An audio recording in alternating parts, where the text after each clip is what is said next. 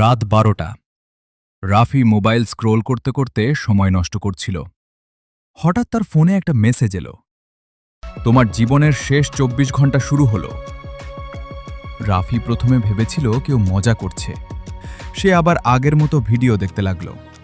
সকালে ঘুম থেকে উঠে দেখে তার এক বন্ধুর হঠাৎ মৃত্যু হয়েছে। জানাজায় গিয়ে প্রথমবার সে কবরটা খুব কাছ থেকে দেখল। মাটির নিচে মানুষ কত দ্রুত হারিয়ে যায়। ফিরে এসে আবার সেই মেসেজটা চোখে পড়ল। আর 12 ঘন্টা বাকি। এবার রাফির বুক কেঁপে উঠল। সে ভাবতে লাগল, আমি যদি সত্যিই চলে যাই, আমার নামাজগুলোর কি হবে? আমার বাবা মায়ের সাথে আচরণ, আমার গুনাহগুলো? সে দ্রুত অজু করল। দীর্ঘদিন পর সিজদায় কাঁদল। মায়ের কাছে ক্ষমা চাইল, বন্ধুদের কাছে ভুলের জন্য মাফ চাইল।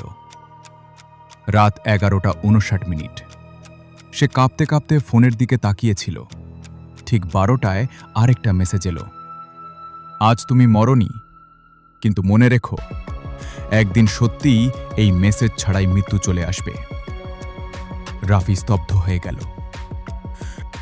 শিক্ষণীয় বিষয় হল, মৃত্যু জানান দিয়ে আসে না, তাই ভালো কাজ শুরু করার সঠিক সময় হল এখনই।